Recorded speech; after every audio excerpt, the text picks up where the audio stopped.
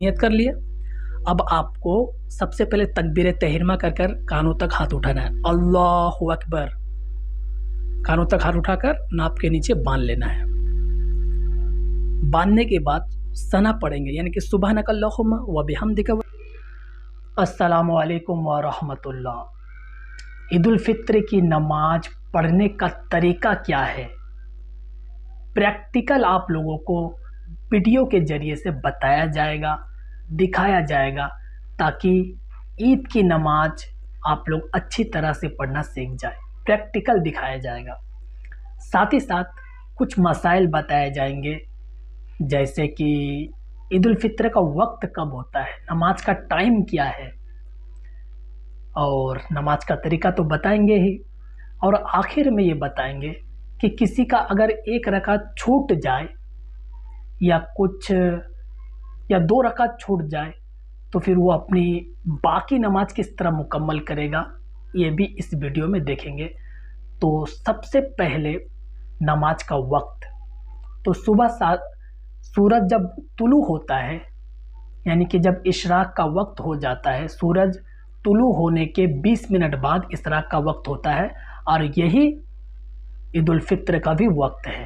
یعنی کہ عید الفطر کا وقت بھی اشراق کے وقت کے ساتھ ساتھ شروع ہو جاتا ہے اور چلتا ہے پورا زوال کے وقت تک. یہ پورا عید الفطر کا وقت ہے. اسی لیے ہم لوگ 7، 8، 9 کبھی بھی عید الفطر کی نماز ادا کر سکتے ہیں.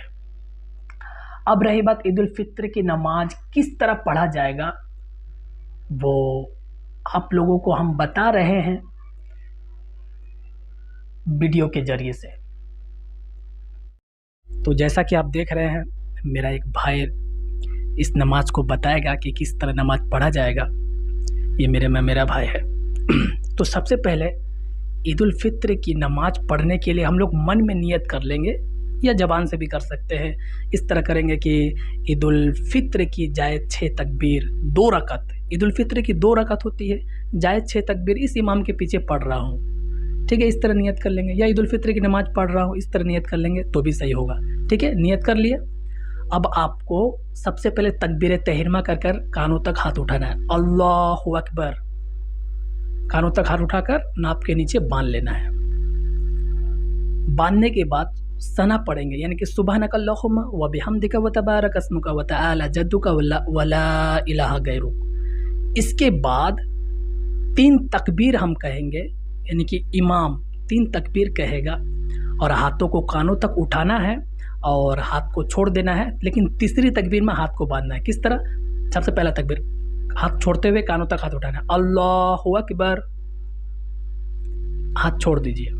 ایک تکبیر اللہ اکبر، ہاتھ چھوڑ دیجئے. دوسرا تکبیر. تیسرا میں ہاتھ باندھ لینا ہے، کانوں تک ہاتھ اٹھا کر اللہ اکبر، ہاتھ باندھ لینا ہے. اب پڑھنا ہے اعوذ باللہ من الشیطان الرجیم. اچھا، پڑھنا نہیں ہے، چونکہ آپ امام کے پیچھے پڑھیں گے تو آپ خاموش رہیں گے. امام پڑھے گا اعوذ باللہ من الشیطان الرجیم بسم اللہ الرحمن الرحیم، اس کے بعد سورۃ الفاتحہ پڑھ کر ایک قرات پڑھے گا، ایک سورہ پڑھے گا. جیسے کوئی بھی ایک سورہ ملا دیا. اب ملانے کے بعد امام رکوع کرے گا تو آپ بھی رکوع میں چلے جائیے. رکوع میں چلے جائیے. رکوع کی تسبیح ہے 3 بار سبحان ربی العظیم پڑھ لیں گے. پھر اس کے بعد آپ کھڑے ہوں گے، امام بولے گا سمیع اللہ لمن حمیدہ، آپ بھی ربنا لک الحمد کہہ کر کھڑے ہو جائیں گے. اس کے بعد امام رکوع میں سجدہ میں جائے گا، اللہ اکبر کہہ کے آپ بھی سجدے میں چلے جائے اللہ اکبر کہہ کر. سجدے کی جو تسبیح ہے 3 بار پڑھ لیں گے سبحان ربی الاعلیٰ. 3 بار پڑھنے کے بعد امام اللہ اکبر کہہ کر اٹھے گا، آپ بھی اٹھیے. 1 بار ہوا سجدہ، پھر اسی طرح دوسرا سجدہ کریں گے امام بولے گا تو. اس کے بعد دوسری رکعت کے لیے ہم لوگ کھڑے ہو جائیں گے. اب امام صاحب سب سے پہلے قرات کرے گا. تو سورۃ الفاتحہ پڑھنے کے بعد ایک سورہ ملایا.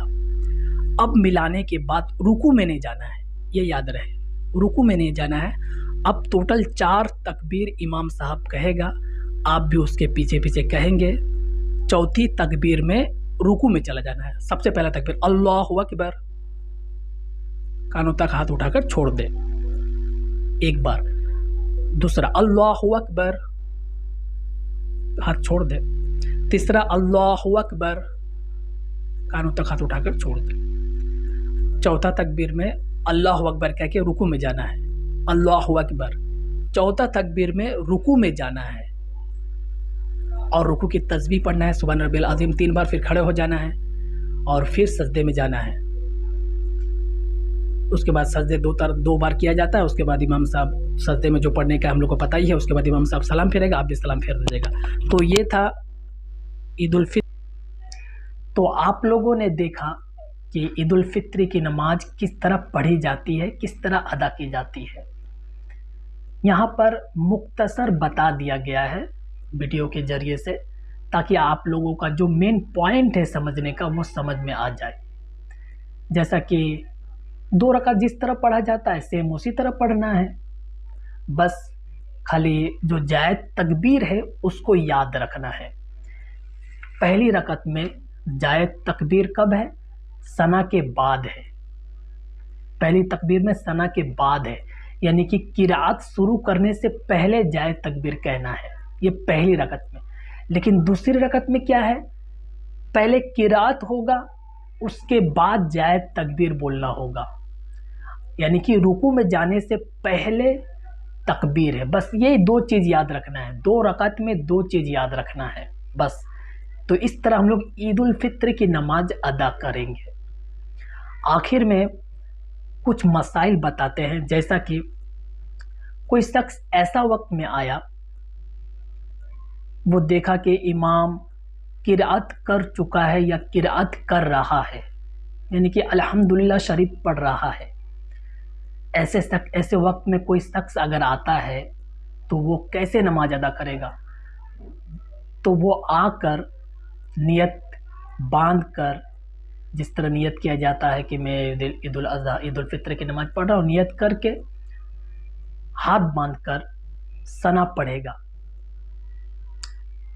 ثنا پڑھنے کے بعد یا ثنا نہ بھی پڑھے تو کم سے کم 3 زائد تکبیر وہ کہہ کر امام کے ساتھ چپ چاپ کھڑا ہو جائے گا۔ چونکہ امام قرأت میں ہے، امام قرأت کر رہا ہے تو خاموش رہے، ثنا وغیرہ نہ پڑھے، اللہ اکبر کہہ کر نیت باندھے، اس کے بعد 3 بار اللہ اکبر کہے اور تیسرے بار میں ہاتھ باندھ لے، اور امام قرأت کر رہا ہے تو آپ چپ چاپ سنیں۔ یہ پہلا ہو گیا۔ دوسرا مسئلہ، امام صاحب اگر رکوع میں چلا جائے تو پھر آنے والا شخص کس طرح نماز میں شامل ہوگا؟ تو اگر آپ آ کر دیکھیں کہ امام رکوع میں ہیں تو آپ سب سے پہلے وہی نیت کرنے کے بعد تکبیر تحریمہ کر کے اللہ اکبر کہہ کے نیت باندھ لے۔ اس کے بعد اگر آپ کو لگتا ہے کہ میں جائز تکبیر کہہ کر امام کے رکوع کے ساتھ رکوع کر پاؤں گا، اگر آپ کو لگتا ہے کہ میں جائز تکبیر وغیرہ بول کر امام کے رکوع کے ساتھ رکوع کر لوں گا، اگر آپ کو ایسا لگتا ہے تو آپ ایسا کریں، تکبیر تحریمہ کہہ کر 3 بار جائز تکبیر کریں اور جلدی سے رکوع میں چلے جائیں، امام صاحب کا رکوع آپ کا رکوع مل جائے گا۔ لیکن اگر آپ کو لگے کہ نہیں میں اتنا کچھ کرنے جاؤں گا، جائز تکبیر کہنے جاؤں گا تو امام رکوع سے سر اٹھا لے گا، تو آپ صرف نیت کرنے کے بعد تکبیر تحریمہ کہہ کر رکوع میں چلے جائیں اور رکوع میں جائز تکبیر کہے بنا ہاتھ اٹھائے، رکوع میں جا کر جائز تکبیر کرے، اللہ اکبر اللہ اکبر اللہ اکبر، بس۔ یہ تمام باتیں فتاوی شامی میں جلد 1 پیج نمبر 560 پر لکھے ہوئے ہیں۔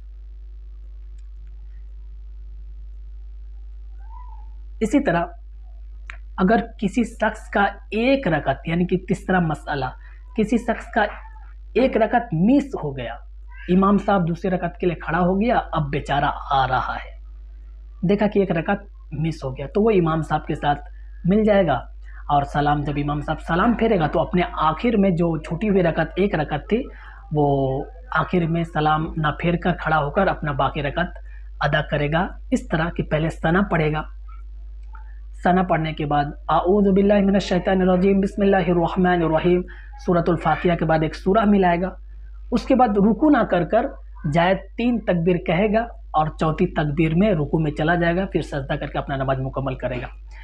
چوتھا مسئلہ، اگر کسی کا دونوں رکعت مس ہو جائے، کوئی اس حالت میں آتا ہے کہ امام آخری قاعدہ میں ہے، تشہد پڑھ رہا ہے، کوئی اس حالت میں اگر آیا ہے تو بس امام کے ساتھ مل جائے اور باقی 2 رکعت جو اس کی چھوٹ گئی ہے سیم اسی طرح ادا کرنا ہے جس طرح نماز پڑھی جاتی ہے، جس طرح امام نماز پڑھاتا ہے. یہ تو اور ایزی ہے.